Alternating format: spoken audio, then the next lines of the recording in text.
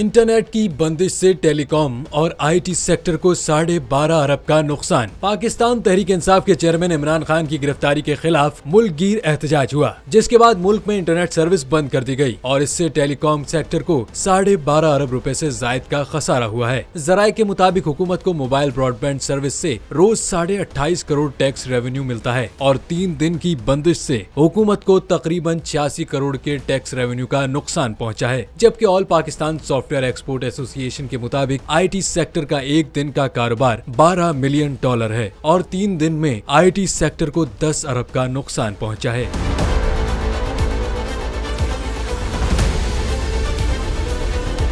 Internet बंदिश से health care, emergency, economic service तक रसाई मुतासिर हुई। इस शोबे से ताल्लुक रखने वाले अफराद का कहना है कि हुकूमत को समझना चाहिए कि इंटरनेट शहरियों का बुनियादी हक है। ताहम 3 रोज इंटरनेट सर्विस बंद रहने के बाद ऑनलाइन बिजनेस, ई कॉमर्स और फ्रीलांसर समेत मोबाइल फोन, टेलीकॉम और आईटी सेक्टर और सोसाइटी के मुतालबात पर पीटीए की जानिब से इंटरनेट की सर्विस जुज़वी तौर पर बहाल की। ताहम इसके बावजूद सोशल मीडिया, व्हाट्सएप और फेसबुक की सर्विस मुअत्तल रही। अलबत्ता मंगल की रात पीटीए की जानिब से बयान जारी किया गया कि वजारत दाखिला की हिदायत पर मुल्क भर में सोशल मीडिया प्लेटफॉर्म बहाल कर दिया गया है।